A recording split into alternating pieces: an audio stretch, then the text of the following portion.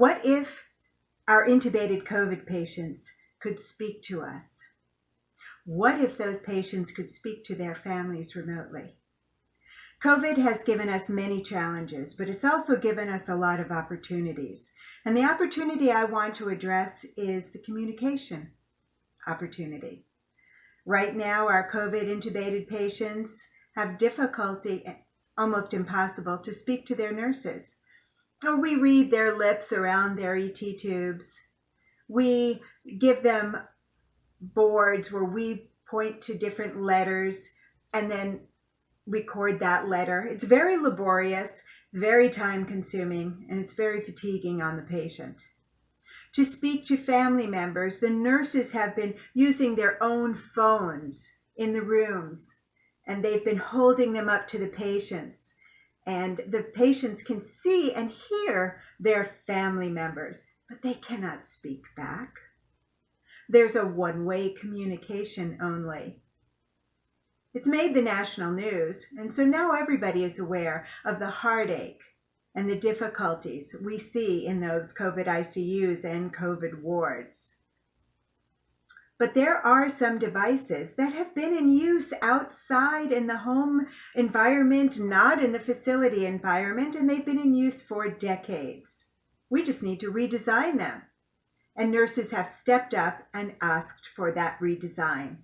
We need to support our patients' communication, we need to support their needs, and we need to support patient rights.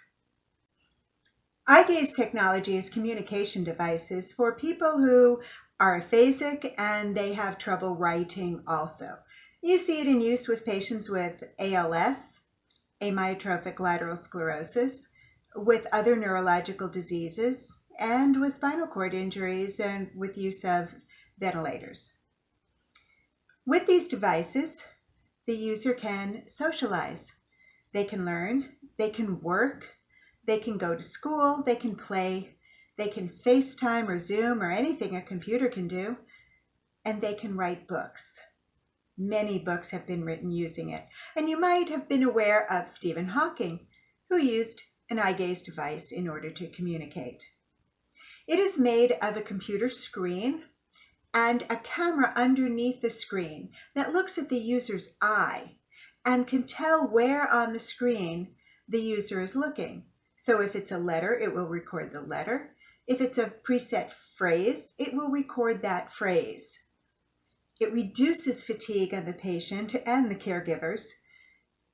It's a more comprehensive method of communication so the patient can initiate a conversation other than answering us with yes or no. Speech-language pathologists in the hospitals are very aware of these and can be a great resource to help us use them when we bring them into the ICU in order to facilitate our patients' communication. Let's simulate what a patient would say. Here is the computer screen, here's the camera that will look at my eye. I'll be the patient telling my nurse that I am having crushing chest pain.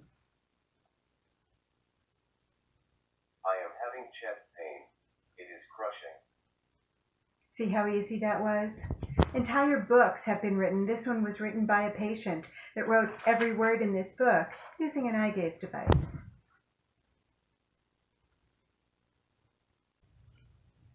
In order to make this eye gaze technology, which has been around for decades, work in the critical care environment, we're going to have to see some changes, and nurses came up with a list.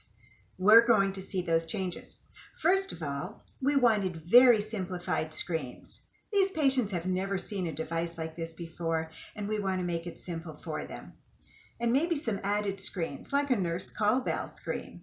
If we leave the room, the patient can just glance at the screen for call the nurse, and it will. We want an adjunct screen, a screen off to the side, a separate piece of hardware where the nurse or the speech-language pathologist or any aide can come in and assist that patient in navigating to the different screens. One screen might be commonly used phrases. I'm thirsty, I'm hot, I'm in pain, I'm short of breath. These are some of the common phrases that we might input onto there.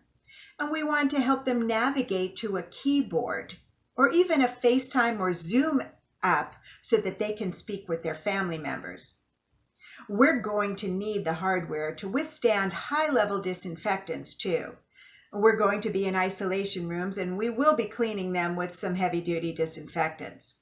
We do need the device to be cyber secure and HIPAA compliant. We're going to be using them in facilities. We want them to be able to communicate by internet or intranet so that those patients can speak to their families remotely using these devices. The mount is completely redesigned so that it can accommodate any position we put the patient in, even the prone position. I'd like to also see it have patient assessments built into the software too for cognitive or confusion assessment methods so that we can monitor their progress and we can decide if they have the ability to either consent or refuse any procedure we might do on them. Intubated patients have a high level of delirium often. Up to 80% of intubated patients experience delirium. There are many factors to it, but one of the main factors is the isolation. And if we can keep up that communication, we have a good chance of reducing that delirium. There's negative outcomes associated with delirium, from increased length of stay to increased ventilatory time and even increased mortality. And we owe it to our patients to reduce that delirium, to support their needs, and to support their rights.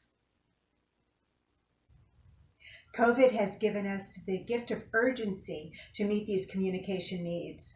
Imagine our patients seeing and really talking with their families outside our walls and telling us whatever it is they need to tell us. Hopefully, this technology will reduce our own compassion fatigue as we've been taking care of extremely critical and very isolated patients. This new nurse-designed technology will support our patients' rights and our patients' needs, hopefully enduring for years to come.